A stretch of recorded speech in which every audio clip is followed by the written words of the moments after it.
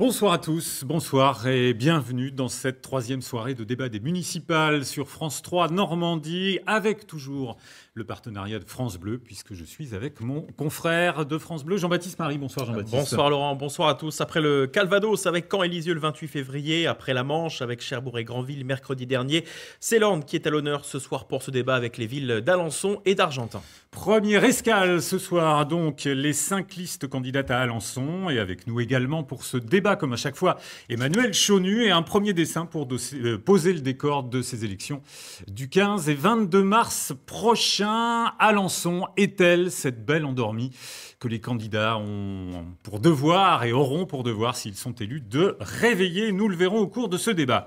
5 listes à Alençon donc. Premier débat d'1 heure ce soir avec nos invités. Le maire sortant tout d'abord. Bonsoir à vous Emmanuel Darcissac. Bonsoir. Merci d'être avec nous. Liste Alençon, l'Union fait notre force et vous êtes étiqueté la REM, La République En Marche. Elle n'est pas présente sur notre plateau. Sophie Douvry, liste Alençon autrement, membre des Républicains, absente de ce plateau pour raison de meeting électoral. Et c'est plutôt une bonne raison dans une campagne des municipales. Un meeting depuis 19h ce soir à la Halle aux Toiles à Alençon. À Sophie Douvry que nous avons donc enregistré avec son plein accord le 28 février dernier sur les thèmes de ce débat. Pascal Ménil, bonsoir à vous également. Divers Gauche, soutenu par Europe Écologie Les Verts. Vous aussi, vous êtes absent, mais là, c'est pour raison de santé.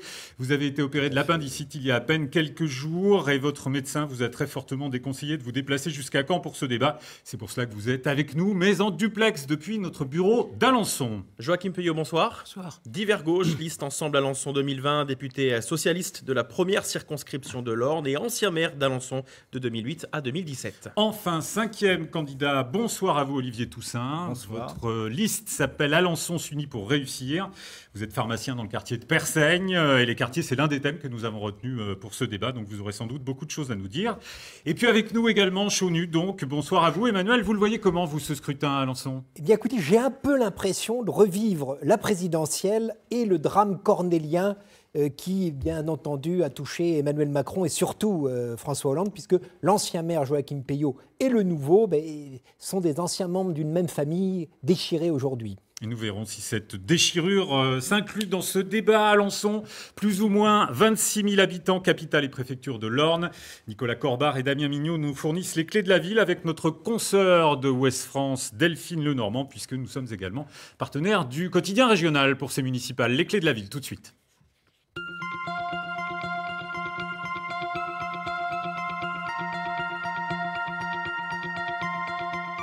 Bienvenue donc à Alençon, la cité des Ducs, la capitale historique du département de l'Orne.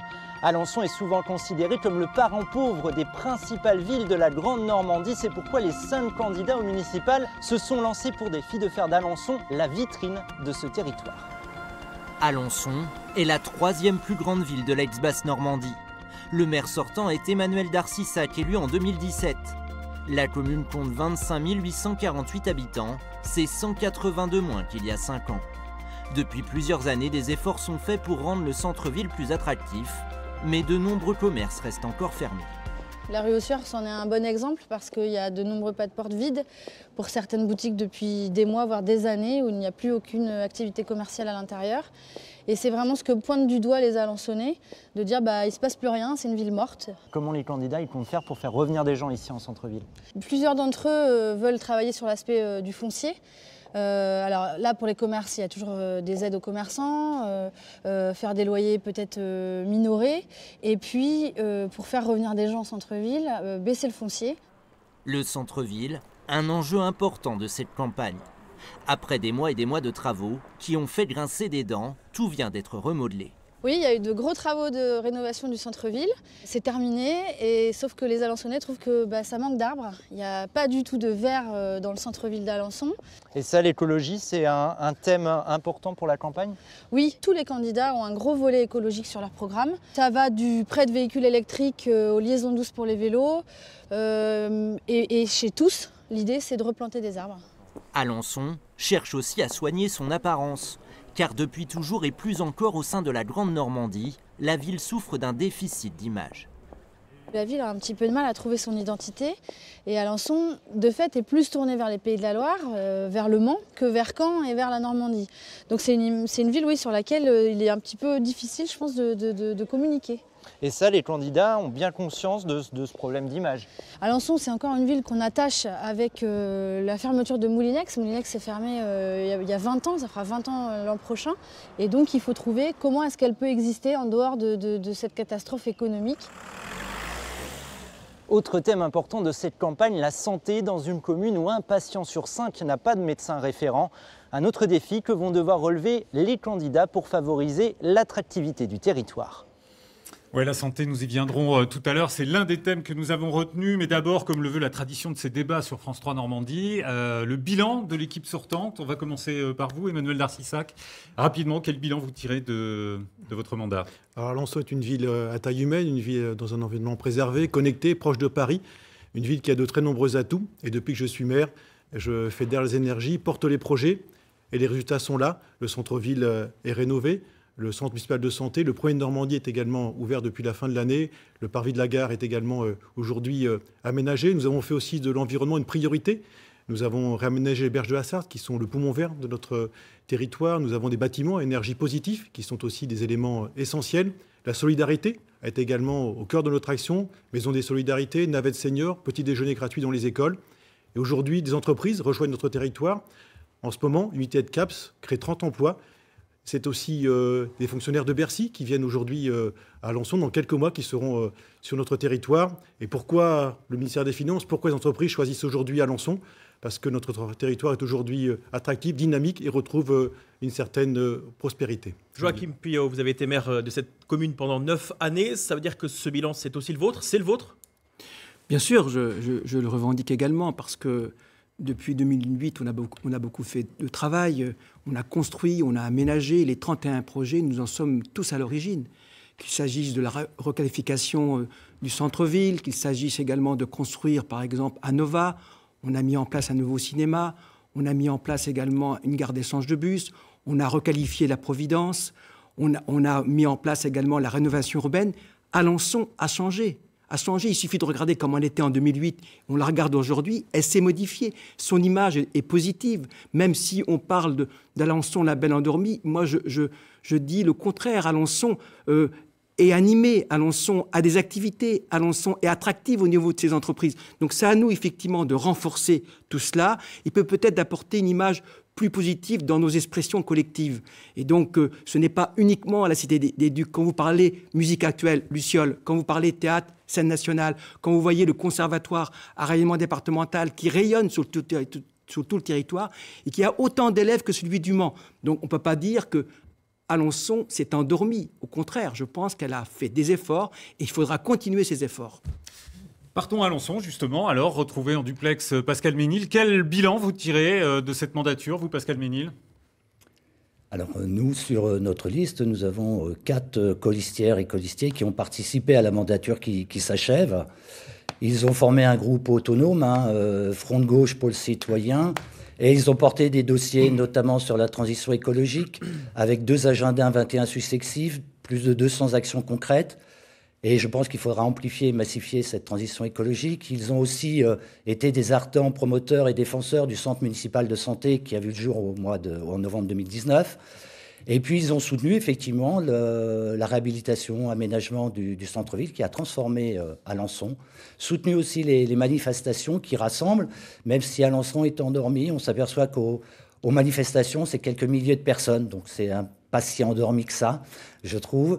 Et puis aussi le soutien au centre-ville. Voilà, ils ont aussi porté dans leur domaine différentes actions. Vous, Olivier Toussaint, face à vous, il y a 4 listes, tous contiennent des sortants. Ce n'est pas le cas pour vous. Vous êtes une équipe de novices. Oui, tout à fait, mais avec des gens d'expérience et de qualité. Pour répondre sur le bilan, je n'ai pas tout à fait la même position, beaucoup plus mitigée, très mitigée. C'est le bilan de M. Puyot et de M. Darcissac. Ils sont élus depuis 2008. On a perdu plus de 4000 habitants depuis 2008, donc ça prouve que la ville s'est paupérisée et est en difficulté. Le centre-ville, les travaux sont plutôt réussis. Mais c'est pas végétalisé du tout. La place du Point du Jour à Courteil est complètement loupée. Donc, M. Darcissac veut la refaire s'il est réélu. C'est quand même dommage de réengager de l'argent public, nos impôts. Et du coup, on se retrouve avec un bilan quand même litigieux, on va dire. Bon, litigieux et mitigé, on va dire, si je suis bien votre pensée, Monsieur Toussaint. On va écouter ce qu'en pense Sophie Douvry, donc, qui est en meeting ce soir, je vous le rappelle. Elle a donc été enregistrée sur ce bilan de l'équipe sortante. La mandature en global, il y avait une partie de Joachim Puyot, une partie d'Emmanuel Darcissac. Donc c'est un bilan qui n'est pas complètement mauvais. J'étais moi-même dans l'opposition et j'ai voté une bonne partie des choses qui ont été faites. Par contre, très clairement, il y a des gros problèmes sur la méthode. Et c'est là surtout qu'on n'était vraiment pas d'accord. Je pense qu'on peut travailler beaucoup plus en transversalité, on peut travailler aussi beaucoup plus en transparence, parce que là, très clairement, on ne se sert pas de l'ensemble des élus. Moi, dans l'opposition, j'ai proposé plusieurs fois de travailler dans des groupes de travail, dans des commissions. Je suis vice-présidente du conseil départemental et je travaille sur tout ce qui est biodiversité. Et compte tenu du nombre de fois où il y a eu des commissions qui travaillaient sur la biodiversité et où on a refusé que j'en fasse partie parce que je suis droite et donc j'ai pas le droit d'y être, je trouve ça dommage. On est tous là pour le territoire, pour travailler pour la ville, et c'est pas parce qu'on est dans l'opposition qu'il faut pas nous demander un peu des conseils, ou voilà, on peut avoir des bonnes idées aussi. Emmanuel Darcissac, il y a vraiment un souci avec votre méthode à la tête d'Alençon ? Non, je crois qu'on a plutôt une méthode qui met en avant la concertation.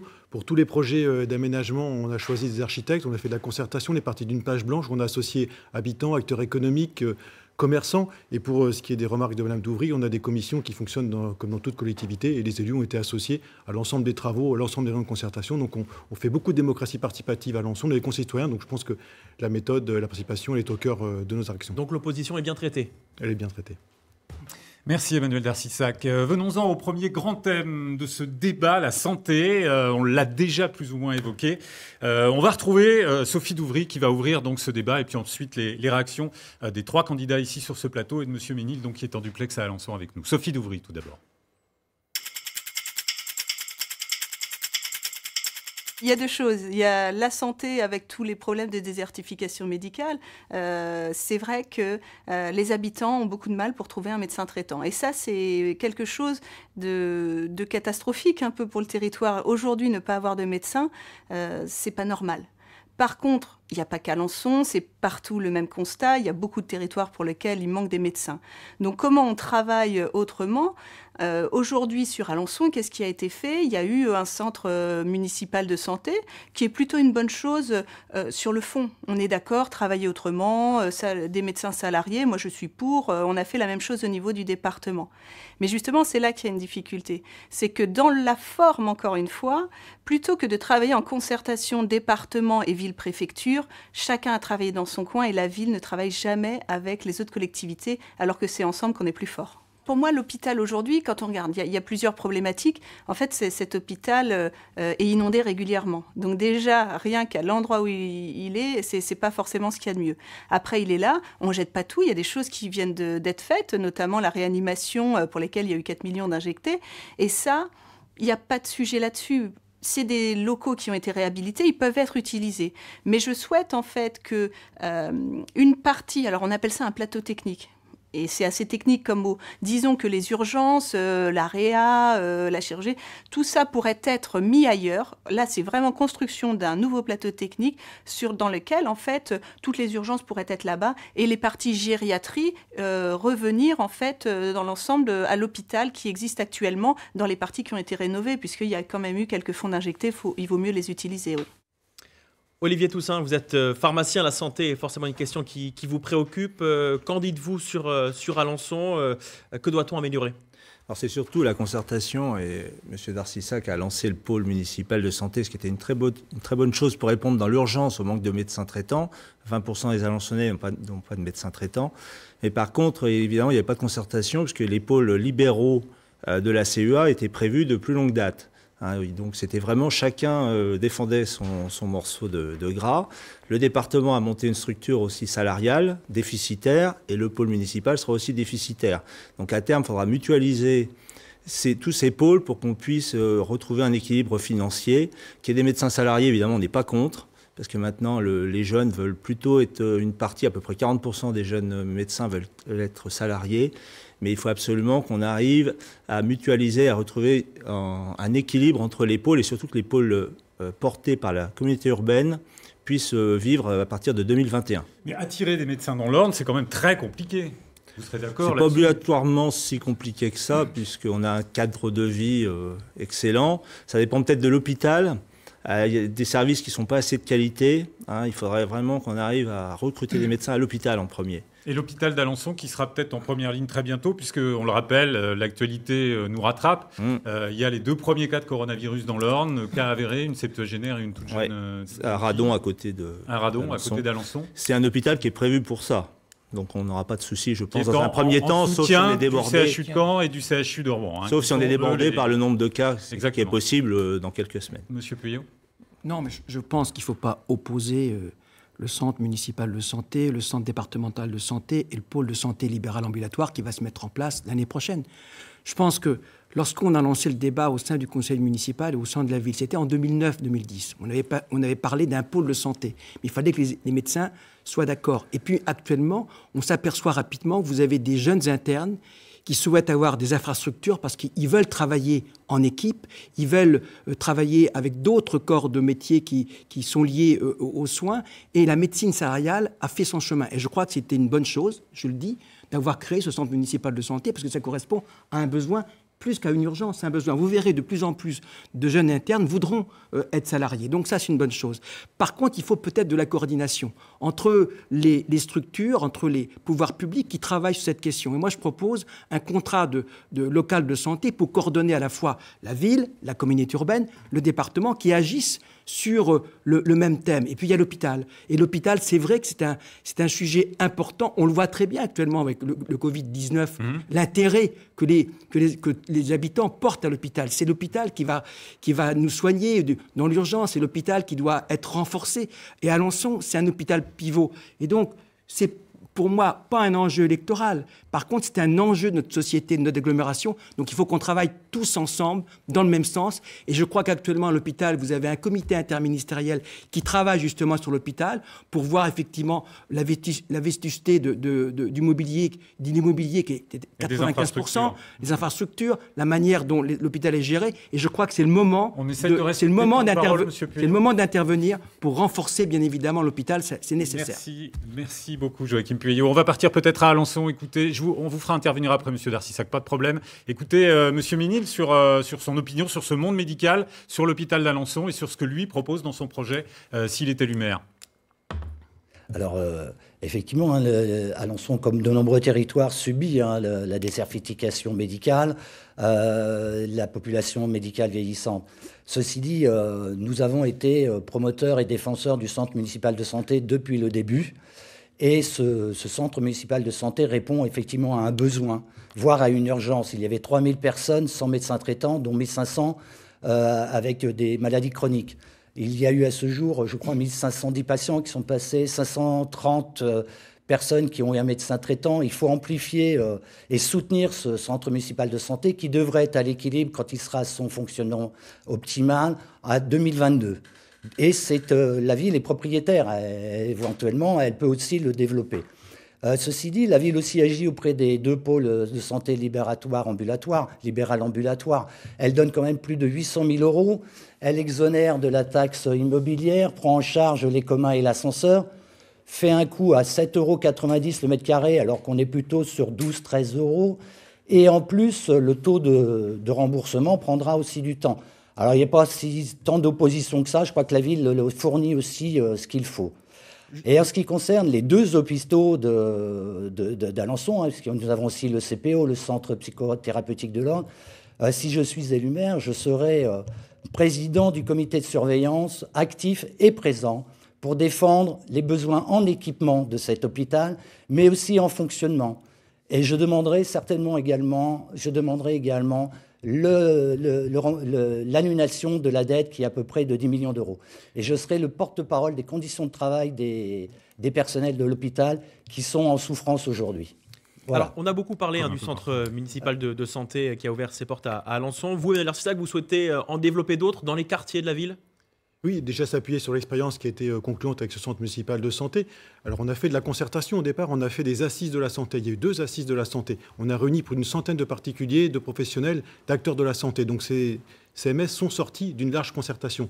Et on a souhaité prendre cet exemple qui est un exemple concret et puis qui amène 3 nouveaux médecins sur le territoire d'Alençon qui répond aux besoins du territoire. Et donc je souhaite effectivement qu'on puisse les développer en lien avec les pôles de santé libéro-ambulatoires, avec l'expérience aussi du conseil départemental, parce que c'est ensemble qu'on va pouvoir offrir de nouveaux médecins pour le territoire qui en a vraiment besoin. Sur la dette de l'hôpital, vous êtes en marche, donc on pourrait dire proche du gouvernement. Vous pourriez agir, le maire a un pouvoir limité ? Oui, je suis intervenu auprès d'Agnès Buzyn quand elle était ministre de la Santé pour effectivement renégocier cette dette de l'hôpital. Je suis aussi intervenu pour avoir des financements complémentaires pour les urgences. C'est aujourd'hui un dossier de 2 millions d'euros. 1 million d'euros a déjà été débloqué. Je suis intervenu pour en avoir d'autres financements. Et puis également pour le plateau technique, c'est 4 millions d'euros. Là aussi, je me suis investi auprès du ministère de la Santé pour obtenir des financements pour porter la modernisation de l'hôpital public d'Alençon. Mais Pascal Ménil le disait à l'instant, et c'est pas seulement Alençon, le monde médical, le monde des soignants, il est en souffrance. Il y a un manque de moyens qui est criant. Comment vous faites pour développer justement l'offre sur Alençon ? C'est l'attractivité du territoire qui répondra aussi aux questions aussi de ressources humaines, de recrutement. Il faut que le territoire soit attractif, qu'il y ait des synergies entre la médecine de ville, entre l'hôpital, pour faire venir de nouveaux médecins. Et je pense que c'est ça aussi qui est important pour notre territoire, c'est d'être moteur, moderne. Et aujourd'hui, la réanimation qui a été ouverte il y a quelques semaines permet d'avoir un outil moderne à la pointe des technologies médicales et qui est aussi un équipement unique en France. La santé, c'est aussi l'environnement, les gaz à effet de serre. Pascal Ménil, vous êtes le candidat de la transition écologique à Alençon. C'est vrai que de plus en plus, dernièrement, les programmes de tous les candidats, d'ailleurs, se verdissent.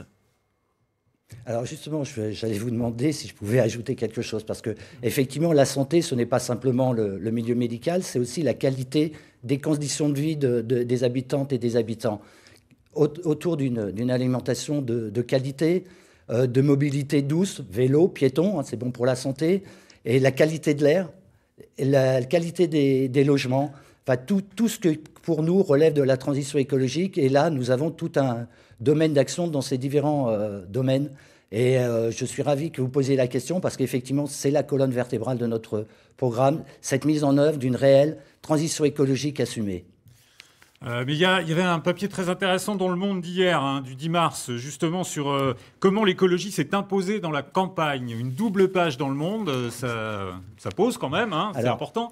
Vous, quelle est votre opinion là-dessus, Joachim Pueyo ? On part pas d'une page blanche. On a commencé déjà à travailler en 2009. On a mis en place un agenda 21 qui a fait un diagnostic et qui a tissé effectivement un objectif à atteindre.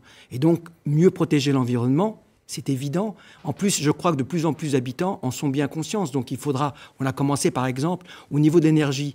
On a fait une deuxième chaufferie bois à Alençon. Ça n'a pas été simple. Il a fallu des années de travail, et c'est un travail collectif. Ce n'est pas uniquement le maire quand j'y étais, mais c'est l'ensemble des élus qui ont vraiment mis en place ce projet. On a été une des premières villes, par exemple, à interdire les pesticides sur l'espace public en 2009.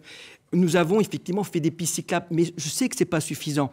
Il faut qu'on travaille à la fois sur les transports urbains. On propose par exemple de rendre... On y transport tout à l'heure. Mais ça rentre quand même dans l'idée. Dans l'idée. Verdir la ville, je crois que tout le monde a cet objectif. Je pense qu'effectivement le centre-ville est trop minéral. Je pense qu'on propose par exemple des boucles paysagères. Et puis il y a également tout ce qui est lié à la mobilité. Je pense que c'est important. Il y a eu du travail de fait. Il faut le renforcer. Puis je pense que s'il y a une prise de conscience collective très forte. Et je crois que mais les gens sont conscients, je pense. Et je crois que les collectivités locales ont un rôle à jouer, puisque 80% des investissements doivent tenir compte effectivement à la fois de l'énergie, de l'environnement et de l'écologie. Monsieur Toussaint, vous êtes professionnel de santé. Quelle est votre idée autour de ces thèmes, à la fois de la santé et de l'écologie ? Comment on verdit tout ça ? Il faut une réponse globale. On voit que déjà, il faut ramener des habitants en centre-ville, il y aura moins de déplacements. On voit que la ville d'Alençon n'est pas prévue pour faire du vélo, donc il y aura un gros effort, même s'il y a un plan vélo, il va falloir qu'on fasse un gros effort sur le déplacement à vélo, avec beaucoup plus de pistes cyclables. Il faut aussi des circuits courts, que l'alimentation soit produite sur la sueur en quantité nettement supérieure, même s'il y a des choses de fait. Et la santé, évidemment, ça va être le vélo, c'est quand même une chose, évidemment, ça va être lié. Et il y a moyen, parce que le centre-ville a quand même... Et des navettes électriques, bien sûr, parce qu'on veut faire des parkings à l'extérieur. Le centre-ville a quand même eu des travaux très importants, très longs. On en reparlera tout à l'heure, parce que les commerçants ont quand même pas mal souffert. Il y a moyen d'instaurer et d'inclure là-dedans des pistes cyclables, ça peut être fait ? En centre-ville, c'est très difficile, mais sur les boulevards... C'est là qu'il faudrait le faire. Il faudrait pouvoir traverser la ville, mais réellement, du nord au sud, d'est en ouest, c'est pas facile de passer dans le centre-ville d'Alençon. C'est quand même historique. Il y a des difficultés, je pense, pas insurmontable, mais très délicate. Et depuis le début de ce débat, on parle beaucoup de la CE1, c'est évidemment la communauté urbaine d'Alençon. Voilà, pour ceux qui ne seraient pas originaires d'Alençon, pour bien comprendre, parce que c'est aussi à cette échelle-là que se négocie ce genre de politique. On va changer de thème à présent. On va en venir au commerce, justement, puisqu'on en parlait à l'instant. Beaucoup de travaux, on l'a dit. On va entendre tout de suite Sophie Douvry, donc candidate qu'on a enregistrée, je vous le rappelle, puisqu'elle est en meeting ce soir. Et ensuite, on débat entre nous et entre vous de ce thème du commerce du centre-ville et de l'attractivité du centre-ville. C'est vrai que le commerce, quand on se promène en centre-ville, c'est un vrai problème. On voit beaucoup de vitrines qui sont fermées et c'est une très mauvaise image. Aujourd'hui, on ne peut pas faire du Alençon bashing et dire que tout va mal. Par contre, il faut être réaliste et oui, il y a des difficultés au niveau du commerce. Donc je pense qu'il faut retravailler autrement le commerce. Déjà, les loyers sont trop chers. L'immobilier, en fait, l'ensemble de l'immobilier, de l'immeuble, du coût de l'immeuble, pèse sur le loyer du commerce. Et là, il faut alléger en réhabilitant les logements au-dessus, de façon à ce qu'il y ait des locataires au-dessus et que ce ne soit pas en fait uniquement le commerce qui ait à payer l'ensemble en fait des coûts de l'immeuble. La Renaissance et le Grand Serre, c'est fermé depuis des années. Et là, qu'est-ce qu'a fait la municipalité ? Faut dire les choses, rien. C'est un dossier qui n'a pas avancé, qui est resté en l'état, et je ne comprends pas pourquoi rien n'a été fait. Alors, soit il n'y avait pas de discussion à avoir avec le propriétaire, et auquel cas, pourquoi pas ? Mais dans ces cas-là, il y a des choses à mettre en place, comme l'expropriation, qui vient d'être fait. On vient de voter en conseil municipal, mais à 6 mois de l'élection, ça fait un peu électoraliste, et je pense que c'est quelque chose qui aurait pu être fait bien avant. Alors, le stationnement, si vous voulez, aujourd'hui, vous vous arrêtez 2 secondes, vous descendez pour aller acheter une baguette, vous avez une amende. Alors on se dit il y a un quart d'heure gratuit, mais le temps d'aller à l'horodateur pour rentrer son code de plaque et qui est compliqué pour les personnes âgées, vous avez le temps en fait d'acheter le pain et de repartir. Donc c'est vrai que on a une prune toutes les 2 minutes. Stationnement gratuit, ça c'est évident. Dès mon élection, le temps de retravailler à un plan. Déjà que les Alençonnais et les gens autour reviennent en centre-ville pour consommer chez les commerçants, parce qu'aujourd'hui, les gens ont tellement eu d'amendes qu'ils ne veulent plus aller en centre-ville. Et là, il y a besoin de les faire revenir. Donc gratuit, le temps d'avoir un plan. Il y a des choses qui étaient très bien, les zones bleues, des choses comme ça, mais au moins qu'il y ait au moins 1h30 gratuite à l'avenir pour qu'on ait le temps d'aller en centre-ville, de faire des dépenses, de prendre un café si on a envie, de prendre notre temps. On est dans une ville agréable à vivre. C'est pas pour se dépêcher parce qu'on a le parc-mètre qui va terminer au bout d'un quart d'heure. Une ville agréable à vivre, pour profiter. Quelques mots quand même sur le développement durable avec vous, Emmanuel Darcissac, sur vos projets pour la prochaine mandature à Alençon. On s'engage à planter 1200 arbres sur la ville pendant la durée du mandat. Également à faire un plan vélo, à créer une maison du vélo pour que ce soit un lieu ressource pour réparer le vélo, favoriser la promotion du vélo. Et puis faire un point également important sur les économies d'énergie, sur les bâtiments publics. Et puis aider aussi particuliers, propriétaires, bailleurs à réhabiliter des logements pour qu'ils soient économes d'énergie, synonyme aussi de gain de pouvoir d'achat pour les locataires et les propriétaires. Des arbres qui manquent un peu, effectivement, dans le centre-ville, très joli, très minéral, ça manque un peu de verdure. Comment faire pour rendre attractif maintenant que les travaux sont terminés ? Comment on fait revenir les Alençonnais, les gens des communes voisines, dans le cœur de ville ? Alors, le cœur de ville est peut-être effectivement minéral, parce que c'est un patrimoine aussi architectural ancien, bâti de grande qualité. Et on a aussi réhabilité la place La Madeleine pour faire aussi mettre le marché, faire un lieu de vie, un lieu d'événementiel. Et donc, ils ne pouvaient pas concilier plantation et en même temps le marché. Donc, on propose de ramener des arbres avec des pots, des plantations qui permettent de mêler animation et en même temps patrimoine bâti remarquable. Mais la gratuité dans le centre-ville, c'est un enjeu. On parle beaucoup de PV. Certains de nos confrères ont même fait une dernièrement, un hebdomadaire ornait sur les PV beaucoup trop nombreux, le ras-le-bol des commerçants, des Alençonnais. Je crois qu'il faut être sérieux. La question du centre-ville, elle est à prendre sur tous ses aspects. Il y a des questions de logement, des questions d'aide aux commerçants, des questions de travaux.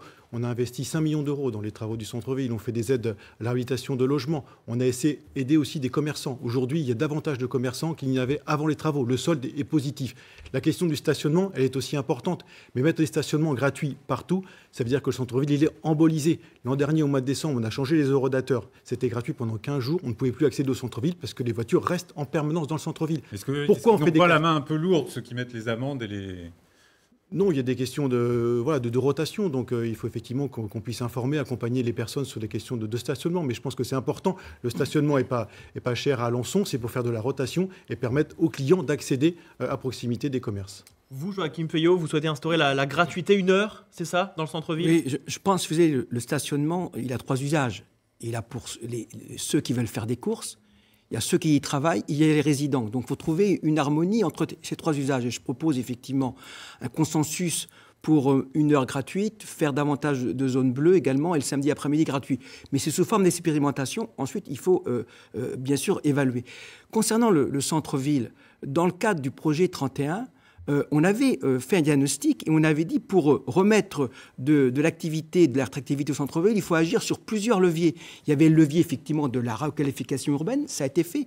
Il y a le levier également de renforcer les services publics. Lorsqu'on a mis en place par exemple un hôtel des solidarités, c'était pour remplacer l'ancien CCAS, on l'a mis au centre-ville, ça veut dire qu'on renforce le service public. Et puis on a fait également une opération pour réhabiliter l'habitat, pour permettre effectivement à des propriétaires de rénover, de rendre leur logement accessible. On a créé 25 logements à la Providence. Et donc, il faut continuer à travailler sur ces leviers parce qu'il faut repeupler le centre-ville. Et c'est pour ça qu'on avait comme objectif de rénover près de 185 logements au centre-ville. Je pense qu'on a commencé. Il faudra encore faire des efforts. Et je propose une agence immobilière sociale pour mettre les bailleurs privés et les bailleurs sociaux ensemble autour d'une table pour pouvoir effectivement mieux rénover les logements vacants. Merci Joachim Pueyo.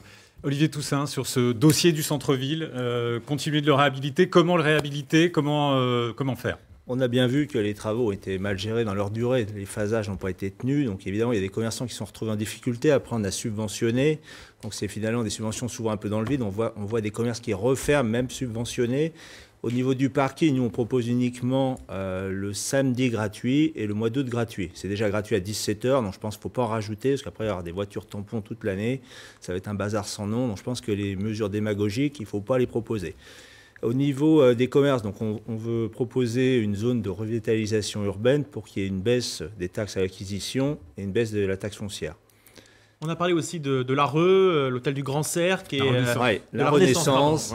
Donc on propose de discuter avec le propriétaire pour qu'il y ait un projet. Sans projet, c'est bien beau d'exproprier, mais ça va durer des années avec le propriétaire qui est quand même récalcitrant pour 2008, le moins. Hein, ça fait 12 ans que ça. Voilà, oui, 2008, oui. Et donc il faut qu'il y ait un projet, plutôt en concertation avec les habitants, pour qu'on puisse... Pourquoi ça n'a pas abouti depuis 2008 ? Alors depuis 2017, j'ai essayé de discuter avec le propriétaire pour faire avancer ce projet, pour pouvoir avoir un projet sur la Renaissance et le Grand Serre. Aujourd'hui, nous sommes bloqués. C'est pour ça qu'au mois d'octobre, j'ai proposé qu'on puisse engager des procédures d'expropriation et faire de la ville un acteur économique important pour le dynamisme du territoire. Et sur c'est là que Mme Boudry vous attaque. Elle dit c'est un peu électoraliste. Oui, mais on ne peut pas nous dire 6 mois avant l'élection. On ne peut pas nous dire qu'on ne concerte pas et en même temps qu'on n'agit pas. Donc on a concerté pendant 2 ans et ensuite, vu les difficultés, on a agi. Je souhaite que la ville, moi, soit un acteur économique important. Et aujourd'hui, donc, on investit cette expropriation sur la Renaissance et également sur le Grand Serre. Et on a aussi acheté les locaux de la CCI il y a quelques années. Et aujourd'hui, on va pouvoir le vendre dans quelques jours à un opérateur privé pour faire une brasserie. La Banque de France, qui est également un emblématique lieu de notre ville, va aussi être repris pour des activités tertiaires. Donc la ville a une action importante en matière d'attractivité économique. Pascal Ménil en duplex d'Alençon, que fait-on pour la Renaissance, le Grand Serre, le centre-ville ? Tout d'abord, je voudrais quand même dire le constat que l'on fait, c'est-à-dire que c'est quand même ça la résultante de choix politiques d'urbanisation, si vous voulez. Moi, je veux bien le centre-ville se meurt, mais enfin, c'est pas tout à fait nouveau. Déjà, ce n'est pas qu'à Alençon, vous allez à Cherbourg, c'est la même chose. Tous les politiques disent les centres-villes se meurent. Ceci dit, les grandes surfaces en périphérie ont pris tout le commerce de produits courants. Vous avez les franchises où il faut que ça tourne avec un chiffre d'affaires donné, autrement, hop, on disparaît. Le commerce de tradition familiale n'est plus... Qu'est-ce que c'est que le commerce de ville aujourd'hui et demain ? Vous voulez stopper les extensions commerciales aux abords d'Alençon, on arrête ?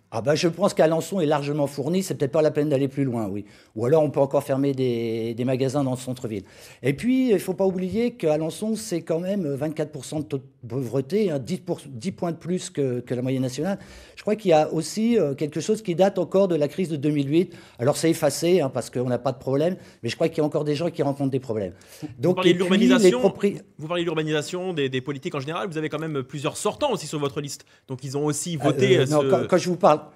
Quand je vous parle d'urbanisation de la périphérie, non, d'ailleurs, les portes de Bretagne ont été votées avant 2008, sous Madame Roimier. Donc, bon, de toute façon, les contraintes étant telles que l'équipe Pillot a continué, ce qui était, à mon avis, vu les amendes, il fallait peut-être mieux continuer. Ce que je voudrais aussi dire, c'est que les propriétaires n'habitent pas là. Les propriétaires, quel que soit le prix, quel que soit l'état, de toute façon, ils ont l'air d'être indifférents. Il faudrait peut-être avoir une action un petit peu plus coercitive auprès des propriétaires. À partir du moment où on les aide dans la réhabilitation de leur logement, quelles contraintes ils peuvent avoir aussi pour jouer le jeu? Hein, il faudrait peut-être aussi, quand je vois justement l'Areux et le Grand Serre, 12 ans, j'ai été conseiller municipal en 2008, si vous voulez, il a tout fait pour bloquer. Enfin, c'est assez bizarre qu'à un moment donné, de temps en temps, on voit 2-3 ouvriers qui manipulent une brouette et c'est reparti pour un tour. Je crois qu'à un moment donné, effectivement, on va jusqu'au bout et c'est des gens qui savent très bien le pouvoir qu'ils ont et qui peuvent être des enquiquineurs s'ils le souhaitent. C'est un peu le pouvoir des tout-puissants et de l'argent. D'autant plus que, je voudrais finir sur le Grand Serre et l'Areux, il manque, pour accueillir des séminaires, des congrès sur Alençon, alors qu'il y a la structure à Nova et puis le satellite à côté, il manque des nuitées. Les personnels d'Anova nous disent qu'on ne peut pas accueillir des congrès, des séminaires, parce qu'il n'y a pas suffisamment d'hôtellerie. Alors il faut effectivement faire, ça soit le Grand Serre, le réhabiliter, mais il faut des porteurs de projets.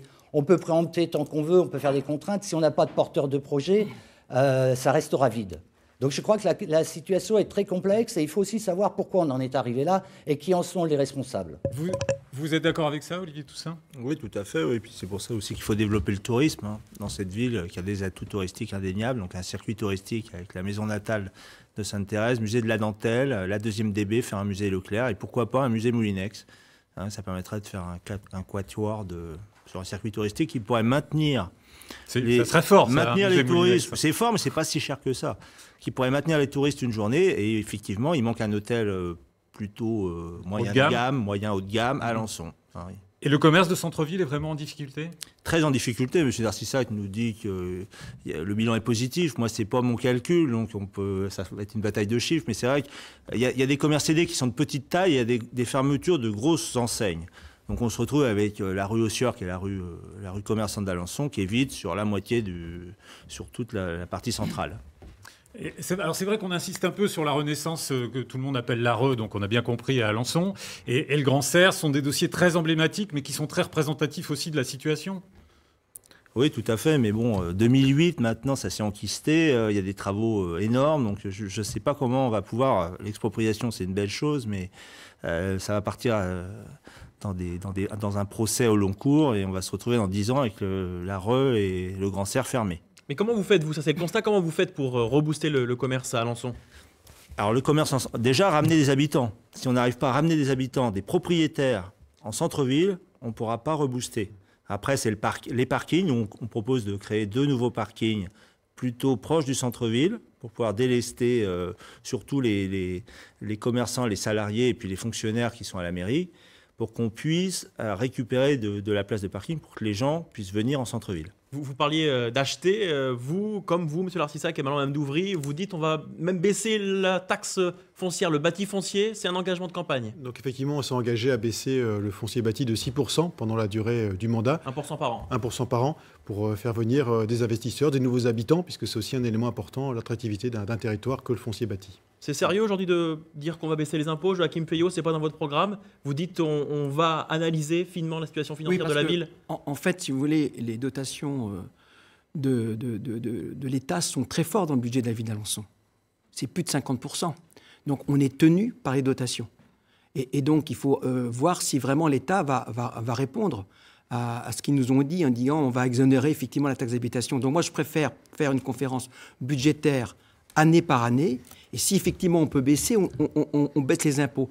Je l'ai fait d'ailleurs en 2013, au budget pour 2014, on a baissé de 5%. Alors si on peut baisser les impôts fonciers, on le fera. Mais je pense, si vous voulez, que la difficulté du centre-ville, c'est vraiment global. Donc il faut absolument qu'on agisse sur tous les leviers, parce que vous parlez du commerce vacant. Oui, on avait prévu de préempter, par exemple. C'est une possibilité. On peut exproprier, c'est une deuxième possibilité. Il faut qu'on travaille. Et moi, je propose de créer un centre d'affaires pour travailler avec tous les acteurs qui font de l'économie sur le bassin d'Alençon. Vous avez la chambre de commerce, par exemple. On les a rencontrés à plusieurs reprises. Les boutiques test, c'est une bonne chose. Vous êtes très et les boutiques éphémères. Bon, voilà. Très en avance, je vous donne du temps. On a bien compris. Les élus de la CEA ont voté une augmentation de 1% de la taxe foncière. Donc c'est en contradiction. Monsieur Darcissac l'a voté. Moi, je ne l'ai pas voté. Vous n'avez pas voté. Mais en tout cas, c'est en contradiction pour la plupart des élus. Nous, ce qu'on propose, c'est de rester à l'euro constant. On va baisser les taux parce que les bases vont augmenter, vu que les ressources, probablement, en dotation, vont baisser. Ce qui prouve bien que CUA et Ville d'Alençon... Il faut faire un pacte. Oui, il faudra faire un pacte. Pas forcément le même point de vue. Hein. Pour l'instant, non. Oui, juste, en fait, pour préciser que la taxe d'habitation a été supprimée, donc c'est 700 € en moyenne de gain de pouvoir d'achat pour les habitants. Et cette taxe d'habitation, elle est compensée par du foncier bâti. Donc en fait, la commune ne perd pas de pouvoir de taux. Donc on a une dynamique qui pourrait être continuée sur cette compensation de l'État. Et moi, je pense qu'on peut créer un choc de confiance en disant qu'on baisse les impôts, on a davantage d'entreprises, davantage d'habitants. Et donc globalement, la ressource fiscale sur le territoire est plus importante. Alors, on a vu la santé, on a vu le commerce, le centre-ville, le stationnement. On va passer au troisième thème de la soirée avec les quartiers. Et on va écouter donc Madame Douvry tout de suite. C'est marrant parce que quand on parle des quartiers, dans la ville d'Alençon, on parle souvent des quartiers de Persaigne et de Courteil, deux quartiers prioritaires de la ville. Mais il n'y a pas que ces deux quartiers. Donc il y a beaucoup de choses qui ont été faites pour ces quartiers, ça, il n'y a pas de souci. Il y a eu des fonds de toute façon pour pouvoir faire des travaux. Aujourd'hui, il faut retravailler l'ensemble. On n'a rien fait à Villeneuve depuis des années. Ils ne demandent pas grand-chose. Ils demandaient des aires de jeu pour les enfants. Et là, rien n'a été fait. Des quartiers comme la Croix-Mercier sont souvent oubliés, mais ont autant de problématiques que dans d'autres quartiers. Et puis, le centre-ville, je pense aussi à des quartiers comme Montsort, des quartiers comme Saint-Léonard, qui sont toujours oubliés. Quand on parle de quartiers, moi je pense qu'il faut travailler la mixité et travailler dans la globalité. Aujourd'hui, on a cloisonné les gens dans des quartiers, divisés pour mieux régner, et c'est beaucoup plus facile de cloisonner. Moi, je crois au contraire qu'il faut travailler sur la mixité sur l'ensemble des quartiers. Olivier Toussaint, vous partagez cet avis, vous qui travaillez, qui avez une pharmacie dans le quartier Persaigne, un quartier populaire d'Alençon, beaucoup de pauvreté. Elle a raison, Madame Douvry, on a mis des gens dans des cases dans certains quartiers de la ville ? Pas tout à fait. Notre but, c'est de réunir les quartiers. Moi, je connais bien Persaigne, ça fait 15 ans que j'y travaille. J'ai habité à la Croix-Mercier, donc c'est vrai que c'est un quartier un petit peu oublié, celui-là. Persaigne a été beaucoup aidé.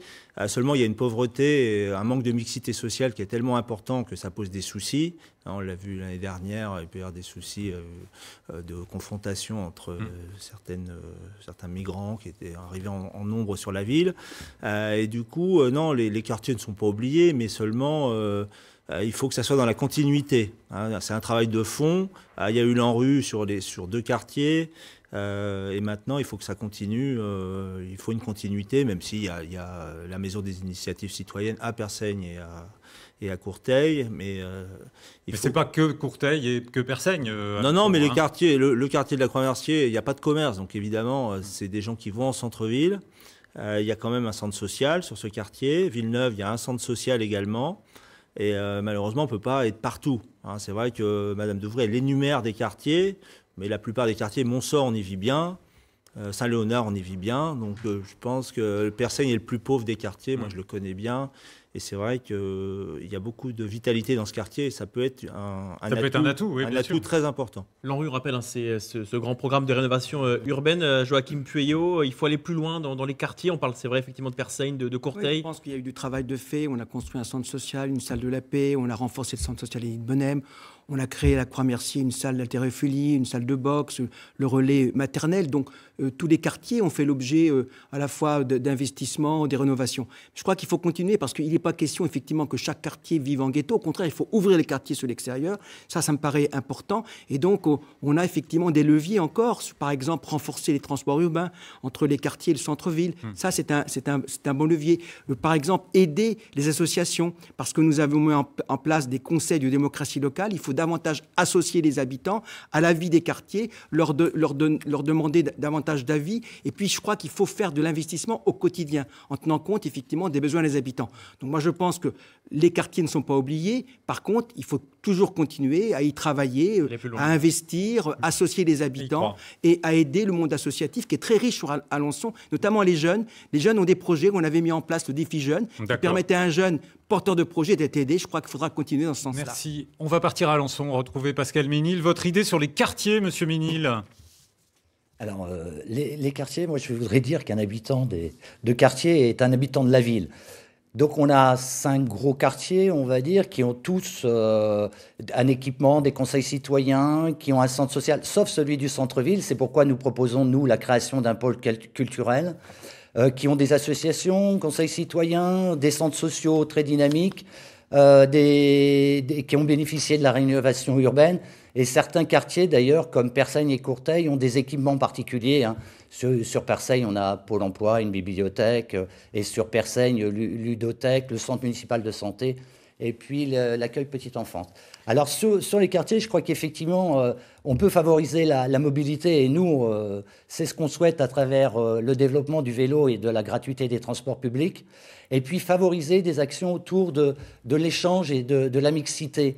Alors, on pourrait voir avec les acteurs hein, qui sont dans les quartiers comment on pourrait avoir des actions fédératrices.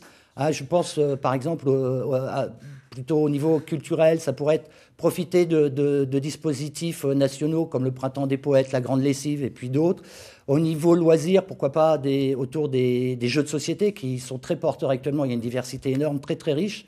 Et puis, au niveau sportif, pourquoi pas des rencontres autour des Olympiades, des tournois, pas forcément que de football, etc., mais des tournois, jeux d'adresse, des choses hein, qui changent un petit peu de l'habitude. Essayer de trouver des échanges, des rencontres autour d'actions fédératrices. Très bien, merci Monsieur Ménil. Monsieur Darcissac, votre politique sur les quartiers.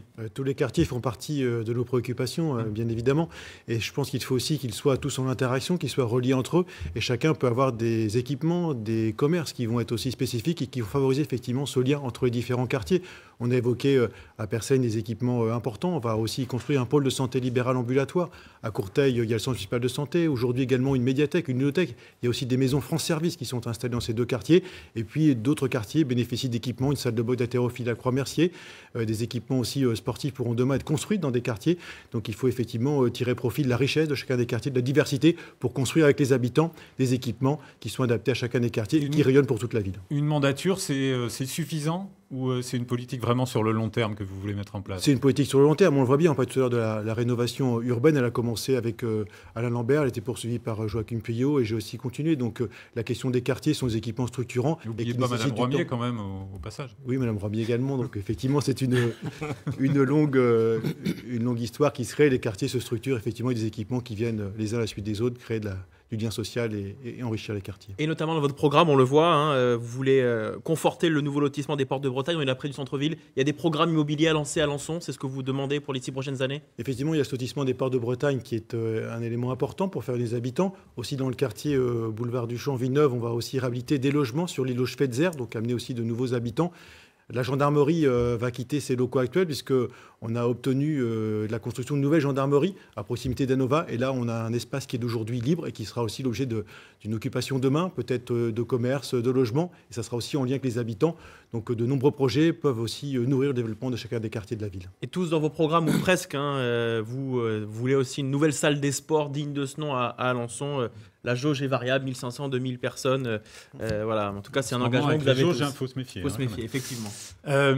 Est-ce qu'Alençon doit faire partie d'une commune nouvelle? Est-ce que, à l'instar de ce qu'on a vu la semaine dernière, ici même, à France 3 Normandie, avec le débat sur Cherbourg, est-ce qu'il y aura un Alençon en Orne, comme il y a un Cherbourg en Cotentin?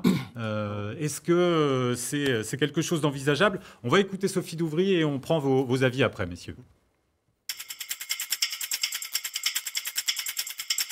Alors la commune nouvelle, moi je suis pour. Hein. Ça fait dans mon mandat d'opposition, j'ai plusieurs fois demandé à ce que le travail autour d'une commune nouvelle soit fait. Ça n'a pas été le cas pour des questions de dotation, enfin c'est assez technique, des questions fiscales en fin de compte.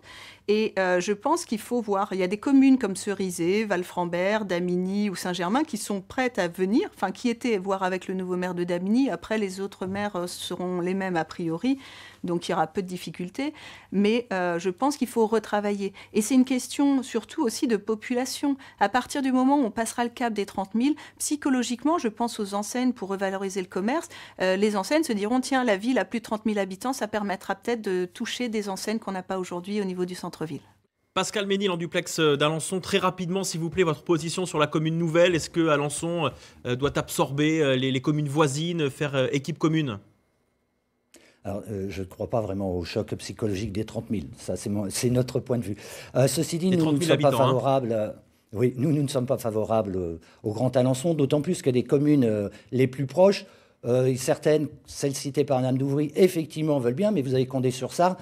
Damigny, la candidate, dit on verra ça avec le conseil municipal. Donc il y a prudence. Moi, je pense qu'il y a surtout à travailler avec la communauté urbaine d'Alençon, qui vient de faire projet de territoire.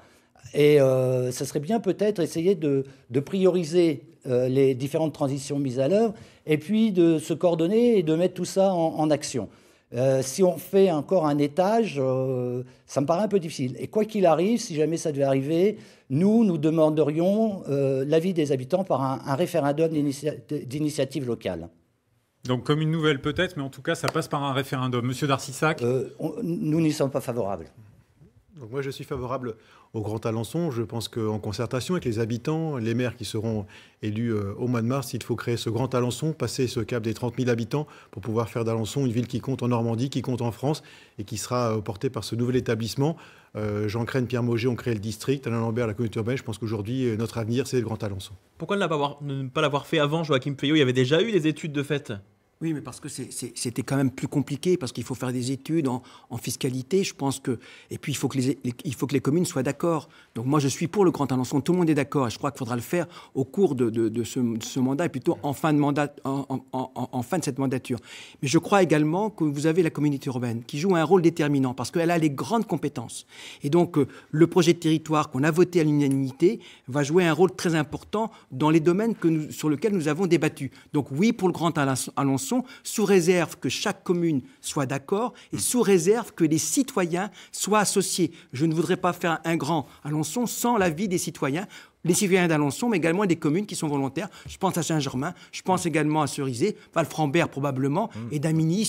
Vous aurez un nouveau conseil municipal. On ne va pas demander au nouveau conseil municipal qui va être élu d'intégrer le Grand Alençon immédiatement. Il faudra du temps. Je crois que c'est un objectif qui est intéressant pour la communauté urbaine également, d'avoir une force urbaine qui va peser en Normandie. Monsieur moi aussi, je suis évidemment pour avec les communes de la première couronne. Je pense qu'il y aura beaucoup de maires favorables.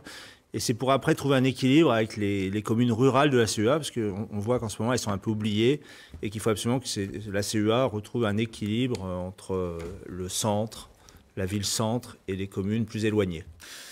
Quelle image a-t-on d'Alençon ? Quelle image a cette ville ? Alors vous êtes tous élevés contre le fait que ce soit une belle endormie.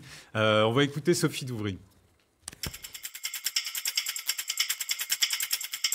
On est un peu au carrefour et de la Normandie. On était sur toute la partie proche du Maine, tout ça.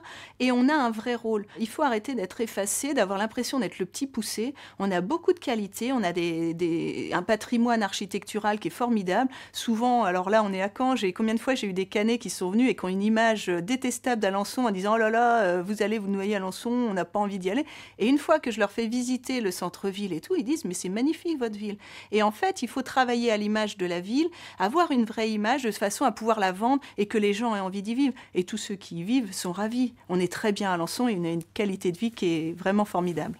Qualité de vie formidable, Olivier Toussaint, à Alençon ? Tout à fait, oui. Je pense qu'Alençon est situé idéalement au niveau géographique. On a un bâti et puis des forêts autour qui sont magnifiques. Donc on a un cadre de vie extraordinaire. Après, faut qu'on travaille sur les transports. La Nationale 12, il va falloir qu'on la passe en 2 fois 2 voies rapidement avec les régions. Et également le train, la ligne Cantour, qu'on puisse la préserver au maximum.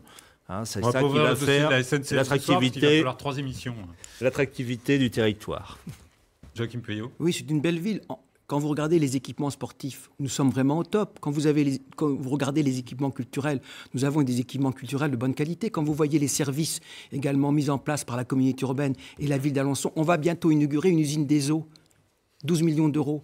vous avez Anova, vous avez un nouveau cinéma. Donc effectivement, on a un patrimoine immobilier extraordinaire. Et puis on a un environnement. La ville est bien située. Moi, je crois à l'avenir des villes moyennes, mais on connaît les points faibles. Il faut travailler sur les points faibles et maintenir les points forts. Monsieur Ménil, à Alençon, quelle image de votre ville avez-vous ?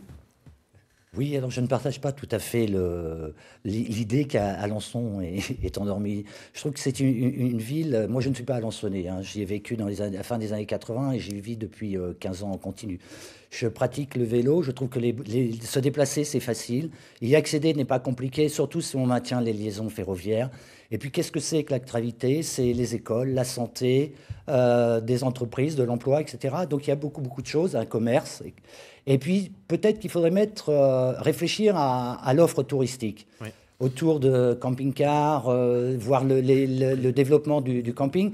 Et puis, le label, le pays d'art et d'histoire. On a la mémoire ouvrière, on a une architecture assez exceptionnelle du Moyen-Âge à nos jours, et puis aussi des parcours historiques.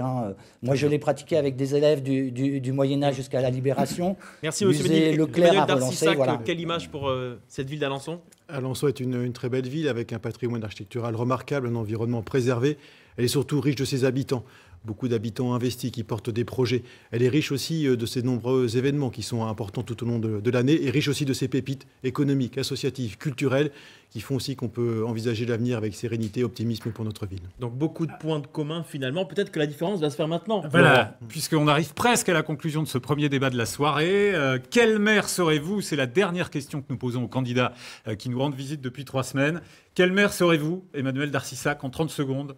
Alors je serai un maire de la proximité, un maire engagé, enthousiaste, dynamique, qui portera les projets de la ville d'Alençon, parce que je crois en cette ville moyenne, une ville à taille humaine qui peut relever les défis et compter demain en Normandie, en France, avec fierté, avec ambition pour les habitants et Alençon. Joachim Pueyo, quel maire serez-vous si vous êtes réélu ? Comme je l'ai toujours été, je serai un maire proche des habitants, à leur écoute également, et déterminé pour faire avancer les dossiers qui vont jouer un rôle important dans le futur. Et puis, je serai un maire également qui sera soucieux des deniers publics, comme je l'ai été. Je veux une bonne gestion financière. Si on veut effectivement bien investir, il faut que la ville soit bien gérée. Et puis, je suis d'une gauche ouverte sur le réel et je pense que c'est important également que la justice sociale, que le maintien des services publics soit bien défendu également par le prochain maire. Merci Monsieur Pueyo. On va partir une dernière fois à Alençon retrouver Pascal Ménil. Quel maire serez-vous ? Alors, c'est notre marque de fabrique aussi. Je serai le maire du nous plus que du jeu, favorisant les discussions et les partagées et les décisions collégiales. Le maire qui délègue aussi. Chaque adjoint sera maire et porte-parole de son domaine. Je m'engage aussi à signer la charte anticorps pour la transparence de la vie publique. Et si dans notre programme, nous prônons la démocratie participative, la co-construction et la codécision, la moindre des choses, c'est de se l'appliquer à soi-même. Et vous, Olivier Toussaint, quel maire serez-vous ? Moi, je serai un maire de proximité. Je suis alençonnais, chef d'entreprise. Je connais les attentes et les besoins des habitants et je les partage. Je serai un maire de combat. Je soutiendrai toutes les initiatives, tous les porteurs de projets. Mais je serai un maire qui sait dire non. Non à la fermeture des services publics, notamment. Je serai un maire pour Alençon. Je n'attends pas d'autre poste. Je n'agirai que dans l'intérêt d'Alençon et des Alençonnais. Merci beaucoup. Chonu, vous êtes encore là ? Mais je suis encore On a vu là, vos dessins tout au long de l'émission. Je vais vous dire intéressant. pour qui je vote, moi. Je vais vous dire, ça ne se fait pas. Moi, je vote pour le Grand Serre et pour la Reux d'Alençon, parce qu'il faut parler alençonnais. Et n'oublions pas que c'est une très belle ville, et c'est surtout autour d'Alençon un des plus beaux paysages de la Normandie. Merci beaucoup Emmanuel, et on a failli oublier Madame Douvry. Mon Dieu. Quelle maire sera-t-elle qui était enregistrée ? Oui, puisqu'elle est en meeting ce soir à la Halle aux Toiles. Donc écoutons Madame Douvry, quelle maire sera-t-elle si elle est élue ?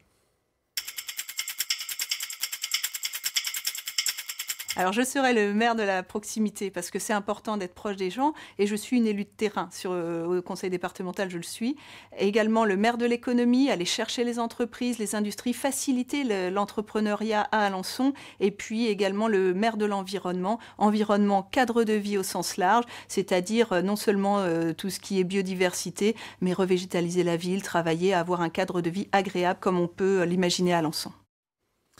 Voilà, nous arrivons au terme de ce premier débat. Merci à vous d'avoir été présents sur ce plateau. Merci. Merci Monsieur Pueyo, merci Monsieur Toussaint, merci Monsieur Darcissac. Merci aussi à vous Pascal Ménil. C'est pas toujours la place la plus facile d'être en duplex sur un débat, mais on vous a entendu, vous avez pu évoquer vos points de vue, donc merci à vous. Et puis merci également à Madame Douvry de nous avoir permis de l'enregistrer. Je rappelle qu'elle était en meeting ce soir, donc c'était un cas un peu spécial. Merci à vous. Rendez-vous le 15 mars.